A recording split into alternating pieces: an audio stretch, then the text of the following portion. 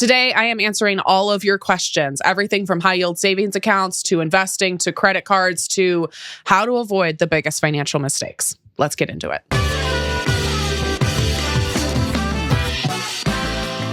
Financial Feminists, welcome back to the show. My name is Tori. I'm a money expert. I'm a New York Times bestselling author. I'm a multimillionaire, and I've helped over 5 million women save money, pay off debt, start investing, start businesses, and feel financially confident.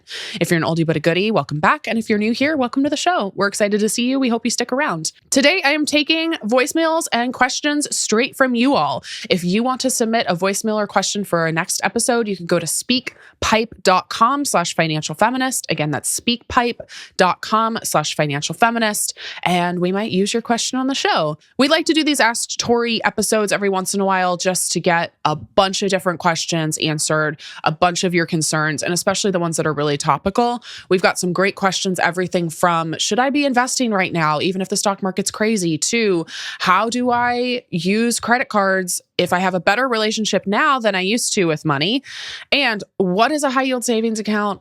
Why do I actually need one? Should I have more than one? What's the advantage of doing that? But before we take questions, let's start with a win. It's always a nice thing to ground us in celebratory wins, to cheer on members of our community. And this win is from Caitlin. Hey, Tori. Oh my goodness. Can I just tell you that I just want to say thank you. So I've been a huge fan of yours for years. I've actually met you when you came to Chicago for your book tour. And I switched this stale Roth that I had been sitting on last year, and I moved it to Charles Schwab. And I swear I used to have screenshots on my phone that broke that said my money was invested. Oh. So this year when I was doing my tax, getting all my tax stuff together, I noticed that my money didn't look like it was invested. It's been bugging me. And you always say, I've listened to you say it so many times, make sure your Roth IRA is invested. And guess what? I found out today. Your money wasn't invested. I had to actually go in and buy the stocks, the mutual funds. I didn't realize that. So I just wanted to say thank you, because without your little angel self on my shoulder reminding me almost every podcast, take a shot, right? To go look and make sure my Roth is invested, I would have been just sitting on a cash fund for years. And I know so many people get stuck in that accidental trap. My money is invested now. I'm going to make more money. Let's fight the patriarchy, girl. Thank you so much.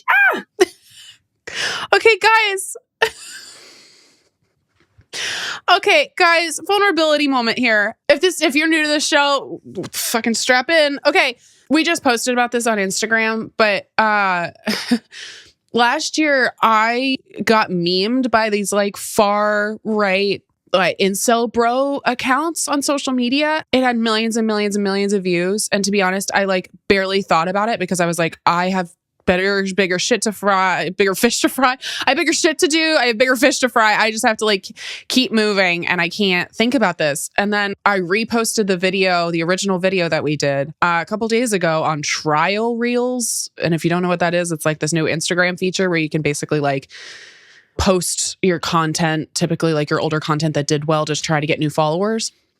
And lo and behold, after 2 days, it went to all of these incel bro accounts again. Half the comments are oh, I've seen the original, which means, God, how many people have actually seen this video? How many men have seen this video? And then the other half are just horrible things about my appearance, about how I am unlovable and I should go die. And it's been a really hard couple days. And usually this shit doesn't get to me because it's just so constant. We probably get a hate comment, and I'm not exaggerating. We probably get a hate comment every minute. This is every 5 seconds. And so literally just before I hopped on with Kristen, I had my fun little cry moment. It's scary to be online. It's scary to put yourself out there. It's scary to have a bunch of really hurtful things said about you. But not only that there's this many shitty men in the world. That's the thing I keep thinking about, because I have a lot of really good men in my life. And I'm oh, this is the minority. And it is. But oh, this is just a couple of shitty guys. And no, they're in my comments. It's tens of thousands of people. And then just this nice message. I just needed this today. Okay, to break it down, Caitlin, couple really cool things you're doing. First of all, I can tell you listen to the show a lot because I always make the joke if I've said something a million times on the show, take a shot if you've heard me say it and you'll end up drunk on the floor.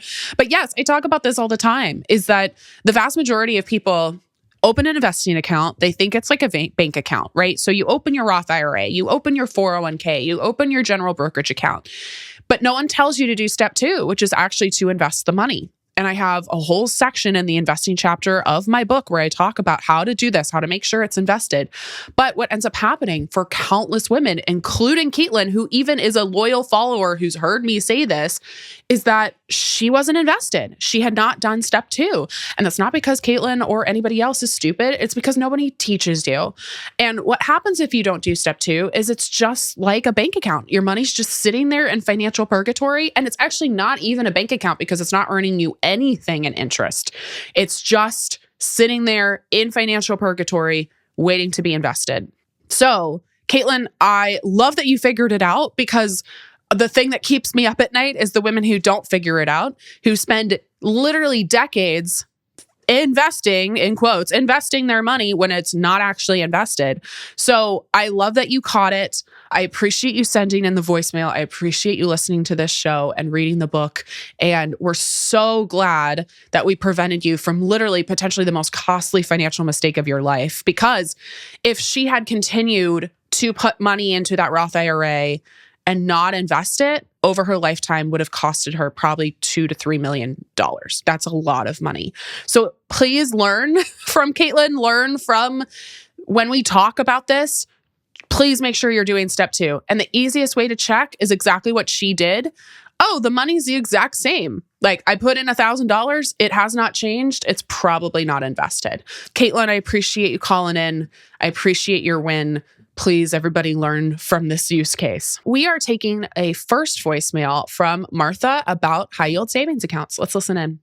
Hey, Tori, my name is Martha. Is there any advantage or disadvantage to having more than one high yield savings account? I started my own high yield savings account a few years ago, which is where I keep my emergency fund. But I also have a high yield savings account that I inherited with a modest couple $1,000s in it. Is there any advantage or disadvantage to keeping them separate, or should I just consolidate? Thank you so much. I think this is a great question. It's a common question, which is, should I have more than one bank account? And if so, why? If you're new here, high yield savings accounts are just like everyday savings accounts, except they're going to earn you more in interest. At this point, I should have the words high yield savings account tattooed on my forehead. I say it so much. It is one of those, again, take a shot when you hear me say it.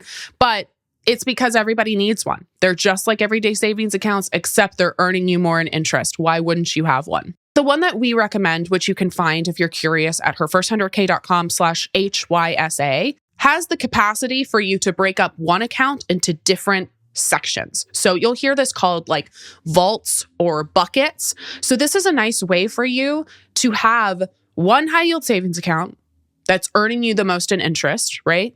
But it's getting broken out into different financial goals. So Martha, you have this inherited high yield savings account, and then you have your high yield savings account that was yours for your emergency fund. And that's exactly why everybody needs a high yield savings account, because everybody needs an emergency fund.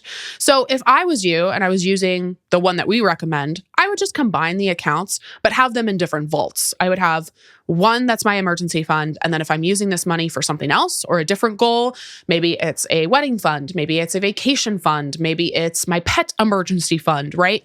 That's where I'm going to have my money in different vaults. The reason why we actually do want to think about your money this way of multiple accounts or like multiple segments in one account is that you need to give every dollar a job. Every dollar you have needs to be there for a particular purpose. I know a lot of women end up making a mistake with their savings because probably if you were taught anything about money, the one thing you were taught was save, the importance of saving, right? And then you just put your money in an account, but you don't really know why you're doing that. And it doesn't really have a concrete purpose. So that when you do encounter an emergency, you like feel guilty for trying to take your money out, right? Or when something happens in another regard, right? You want to go on a fun vacation and you've saved your vacation fund, but it's mixed in with your emergency fund, right? It's hard to delineate which money is which money. So this is a nice way for you to have all of your money in one place if you want it, and to have these like different segments, right? The vaults, the buckets, so that you can identify what money is what money. So I think, Martha, if you want to take both of those high yield savings accounts, put them together, amazing. You can also just keep them separate. That's okay. But if you get to the point where you're opening high yield savings accounts at a bunch of different institutions, then it's like, what's my password? What's my login? How do I remember to pull this form for my taxes, right? This is what I just encountered is, unfortunately, I have made the mistake of opening up a bunch of high yield savings accounts at a bunch of places because I'm like a little squirrel in winter. I've like put my nuts in different trees and I have to remember what trees my nuts are buried under. And so that's one thing that it just gets to be slightly more complicated. So unless you have a complicated financial situation like I do, for example, one big account with different vaults or different buckets is a great way to go. And again, you can find my high yield savings account recommendation at herfirst100k.com/HYSA. That was a great question. Let's take another. Hi, Tori. Can you please explain the pros and cons between a credit union, a brick and mortar bank, and fully online bank? I currently use a fully online bank for their high yield savings, and I also use my local credit union for other services. My husband, however, he uses a common brick and mortar bank. The reason being is that his job is primarily cash tips. So he says that he needs that convenience in order to do the cash deposits of having the brick and mortar bank. I'm trying to convince him to do a credit union because of the other better benefits that they provide. But, if they can provide me with insight on any further pros and cons between the three, that would be great. Thanks. This is a great question from Erica. And I think it is a super common one, which is, do I need to have a brick and mortar financial institution that I go to? Should all of my money be in an online bank? For a lot of people, that's why they don't sign up for high yield savings accounts is there's this like, I can't see it, I can't feel it. So like, what's going to happen with my money, right? If I just deposit it into an online bank. Let's do definitions first. An online bank is where you're going to find almost every high yield savings account. Online banks exist to solve a lot of the problems that brick and mortar banks have had. And the reason online banks offer high yield savings accounts and the rates are so high is because, one, they don't have the costs of a brick and mortar bank, right? They're not paying for rent or a mortgage on a physical location. They're not paying for tellers. They're not paying for, a massive bank vault somewhere. So these are things that allow them to offer a high yield savings account at a really high interest rate. They also are trying to get your business. They are putting marketing dollars behind making this savings account the more sexy option, right? Higher interest. The one that we recommend has no fees and no minimums. It solves a lot of the problems with traditional banking. When we're talking about a brick and mortar bank, there's more problems than solutions, to be quite honest with you. They're charging typically fees for just keeping your account open. Like if there's not a certain amount in it, right? This is the minimum part of no fees and no minimums. They're going to charge you a minimum fee. They're going to charge you an account management fee sometimes. And their interest rates are shit, quite frankly. They're not very good. They're like 0.3% or less. The brick and mortar bank that I use, and again, I'll tell you why I use it in a second, it's not even comparable compared to a high yield savings account. This last one, a credit union, is the kind of happy medium. You get a lot of that perks of being in person. But I remember when I was buying my car, I was 22. I needed a car to, get places. It was the biggest purchase I had made up to that point. And it's the car I still own. That was the place where my interest rate was cheapest for my car loan. And so your credit union can offer a lot of really good perks, especially on things like loans. So mortgages, car loans, personal loans, etc. And you get hopefully that in-person kind of touchy-feely experience. Credit unions are also owned by the community. They're not owned by a massive conglomerate. They're owned by people in the community. Now, you may be asking, Tori, why do you have an in-person bank or an in-person credit union if you are the champion of high yield savings accounts? Well, actually, for a very similar reason as I think Erica's brother mentioned, which is I actually need a physical location to go deposit cash. So for him as a tipped worker, this is a scenario where I would recommend having some sort of in-person financial institution, probably actually a credit union in this case, because the perks are better, because you need to get the money. You need to be able to put the money into an ATM, right? The thing with high yield savings accounts, you can do it. It's just harder. It's way harder to try to deposit cash than it is depositing a check. The reason I need a physical location in addition to my high yield savings account is because I don't use a debit card. I have a debit card because the high yield savings account I recommend comes with a debit card, but I do not use it. And so if I need to get out cash, especially if I'm about to go on a trip and I need a certain amount of cash for emergencies, or because I know I'm going to be in a place that, I want to get a taco and it's at a taco truck and they're only going to take cash, I need to go to a brick and mortar location to do that because it's a lot harder for me to go to the ATM to get the money out of the high yield savings account, et cetera. But it's also for me as a business owner, I sometimes need to go to a physical location to get checks or to deposit bigger invoices, right? There's reasons to have an in-person account. And it sounds like for Erica's brother, that reason's very valid. However, your day-to-day banking, the money that's coming in and the money that's coming out, right? A checking account, especially if you know you're going to need some cash, great to have at an in-person institution. I would recommend a credit union in this regard. However, for your savings, do not use a credit union. Do not use a regular brick and mortar bank, a US bank, a Wells Fargo. Do not use those kind of accounts for your larger savings because they're going to offer you nothing. They're offering you scraps and interest, and that money can be better used elsewhere. So I have a little bit of savings at a physical location in case of emergencies. I have a checking account at a physical location in case I need the money. But also you can have your money at a Chase or something like that, right? It doesn't have to be your local bank, but I would say a credit union is the best option if you're looking for something brick and mortar. And then your money that's really working harder for you, right? Your emergency fund, your bigger savings, et cetera, that should be on an online bank. That was a great question, Erica. Let's take our next question. This one is about credit cards and getting a better relationship with them. Hi, Tori. I love everything that you do. I think you're a rock star. My name is Danny, and I'm from Baton Rouge, Louisiana. Recently, my dad did the nicest thing he's literally ever done for me and transferred $12,000 of my credit card debt to him so that I can start paying him back and not have to pay interest. Wow. Truly, this is the nicest thing he's ever done for me. He doesn't do that many nice things. Anyway, so that's a huge win, and it skyrocketed my credit score up to 758, I think, the last time I checked, which is in the excellent tier. So my question is, now that I'm able to use my credit card beneficially and responsibly, do I open another, I have a Discover card, right? That was from my, that was the last one. Do I open another one or do I wait for my credit to raise a little bit more? Because I don't want to open another credit card account and then have my credit score go back down to below excellent. Or should I just do it because it's going to be a temporary dip anyway? Thank you so much. Love you. Bye. I'm cracking up at Danny going, he doesn't do a lot of nice things for me. That's the one that had me.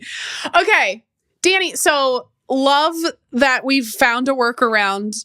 I honestly don't know if I would have recommended it. It's always a little weird when you take out a loan from somebody you love because it just gets to be potentially emotionally dicey. But we're here now. And I love that at least it's saving you the credit card interest. If you don't have a dad in your life who's going to do this, personal loans are potentially a good solution. We have the one we recommend at herfirst100k.com/tools, but this is a nice way to consolidate your debt so that it feels more manageable. Okay, Danny, your question. I'm going to answer generally, and then I'm going to answer specifically to you. When we're talking about opening a credit card generally, it is a pro, assuming you're going to use it positively, even if your credit score takes a little bit of a dip. That's to be expected. That's totally normal.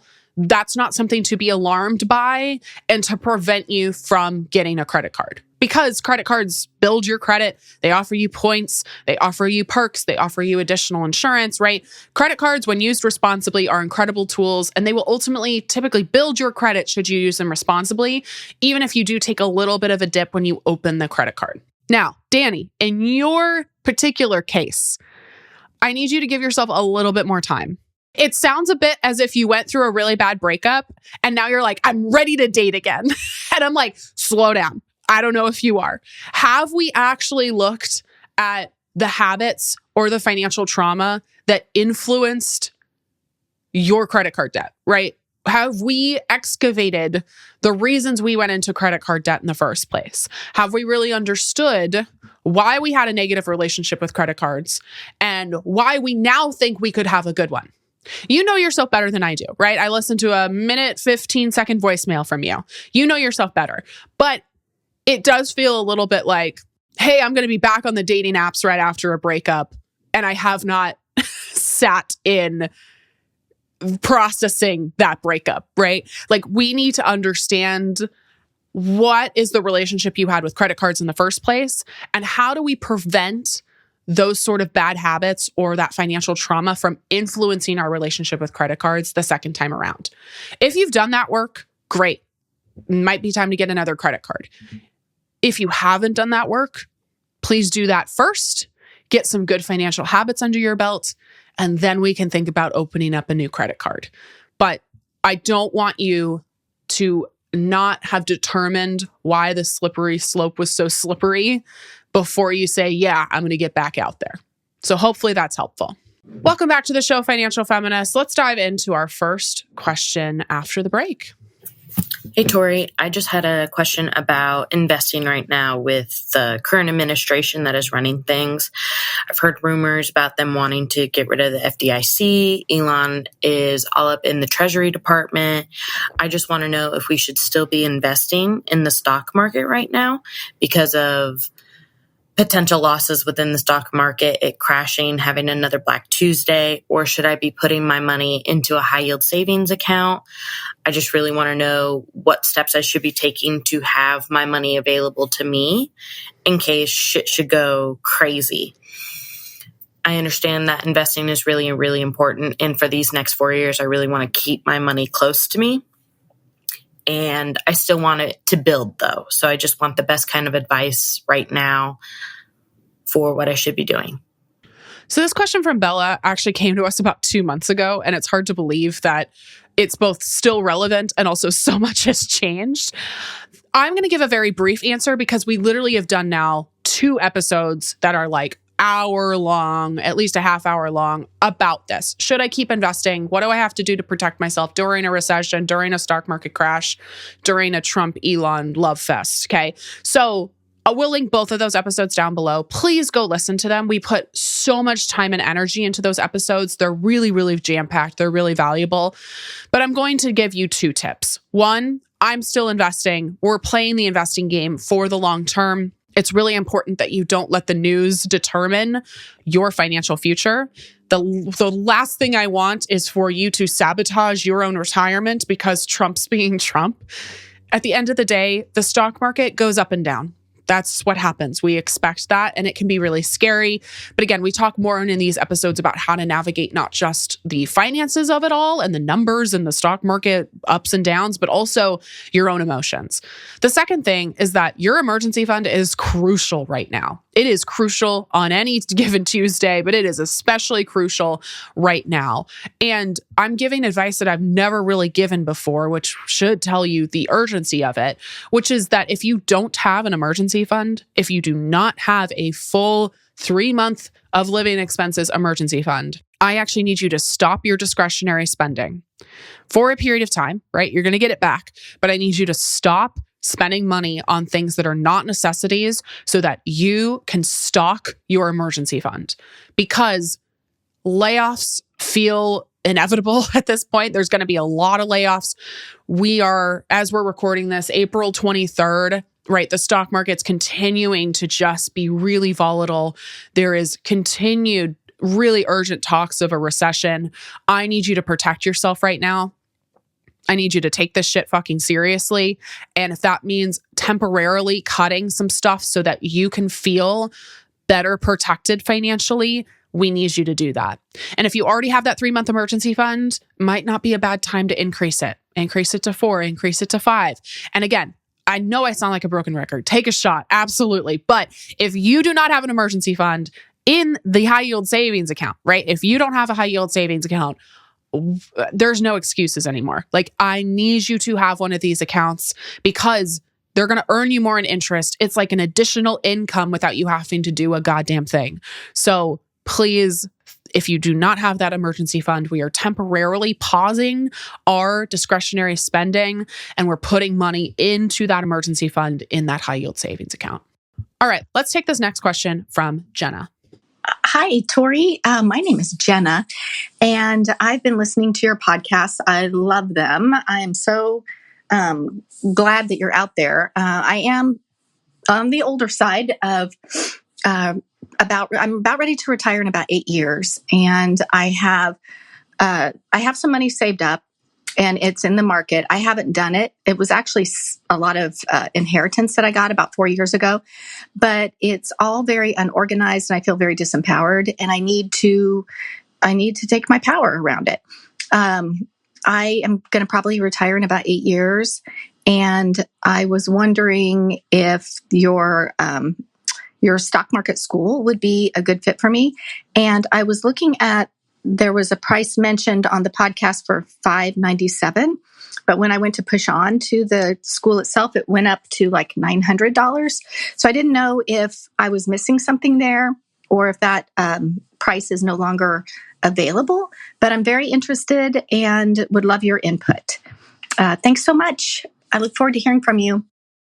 Hi, Jenna. For any older listeners, we welcome you. I know I'm a little bit younger. I know I typically talk to folks who are like 20s, 30s, 40s, but if you are older than that, you are so welcome here, and I hope you know that. Jenna, thank you for thinking of Stock Market School. We built it exactly for you. So yes, it's a perfect program for you. It is one of our 2 signature programs.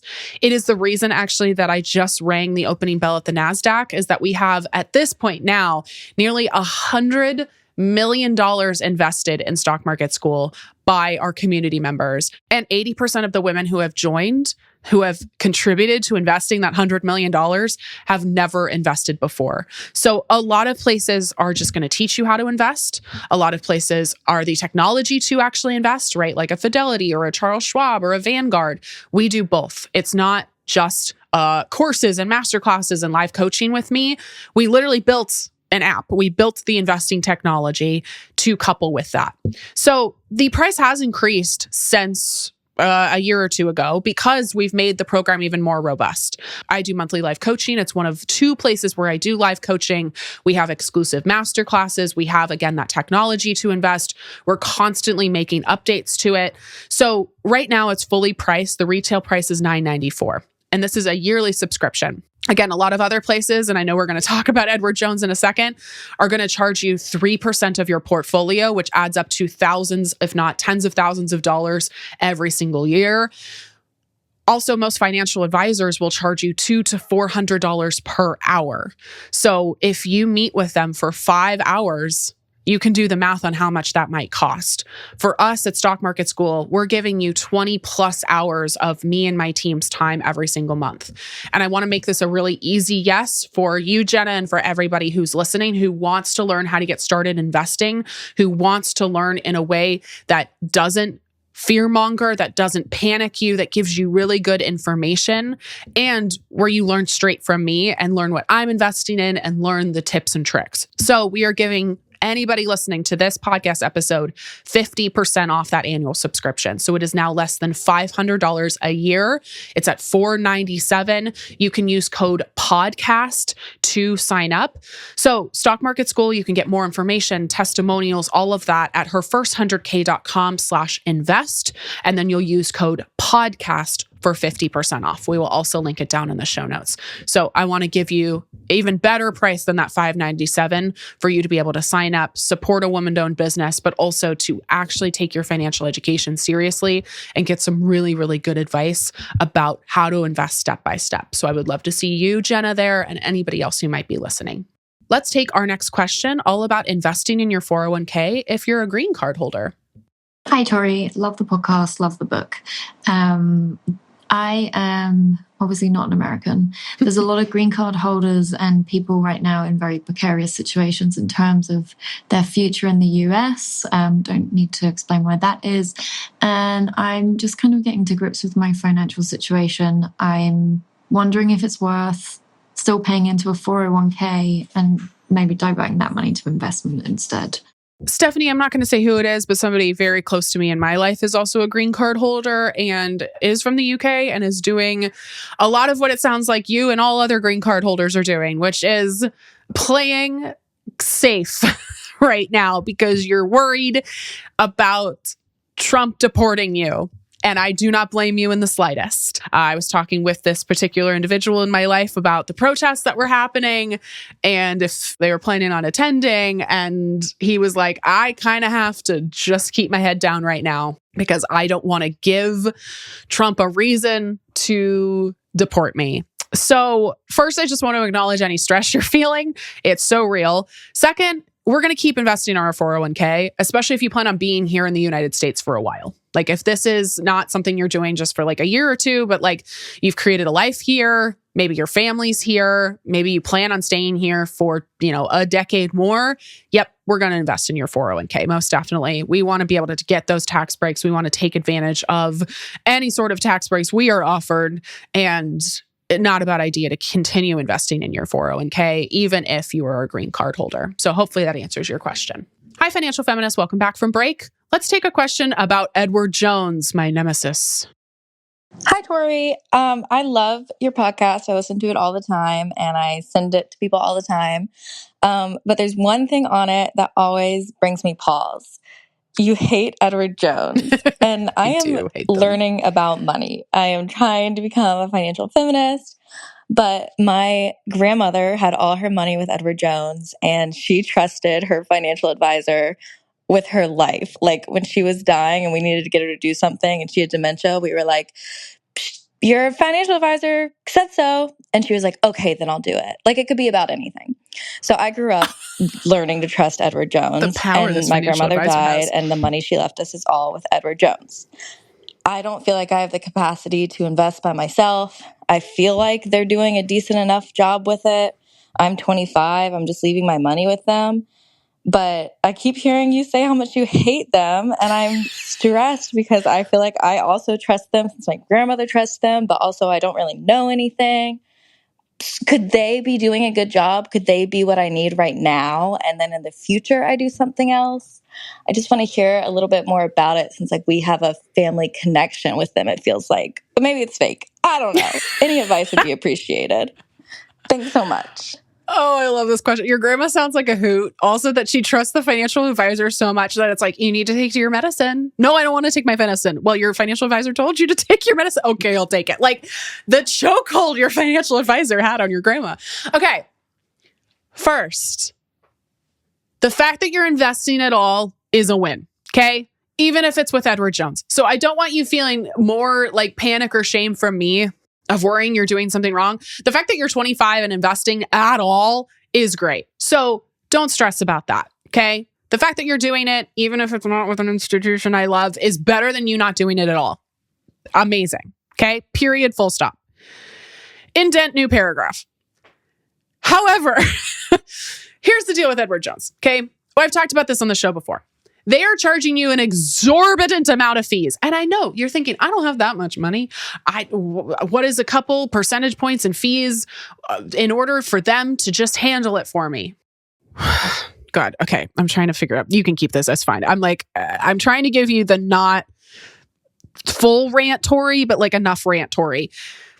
We've talked about, again, I've said this almost word for word before, but Edward Jones charges not even reasonable fees, okay? They're like charging you an account open fee, an account close fee, a trading fee. Let's talk about that. So every time they invest, every single time they invest for you.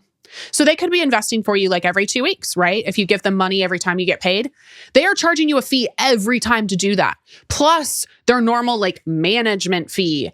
That's a lot in fees. And I've proven time and time again that these fees are not actually beneficial. So if we are paying these fees, but they got you something, sure, maybe I can make a case for it, but they don't. I know you're scared to invest yourself. I know people listening are scared to invest for themselves. That's why we created Stock Market School. And yes, I'm going to shamelessly plug my own thing because frankly, I think it's way better. And I'm not charging you a fee. I'm charging you this one annual subscription, not just for the investing, but for everything else, for me hopping on coaching and my time and my expertise, for all of my team's time to do masterclasses and all of the incredible learnings about retirement accounts and about how to play catch up if you feel financially behind and explaining to you what an index fund is. We're not charging you a fee for every single time you invest. We don't charge you that fee. We're not charging you a management fee to just keep your account open. We don't charge you any of that because it's bullshit. I want your hard-earned money to go to you actually bettering your financial life, right? I want your hard-earned money going to your investments.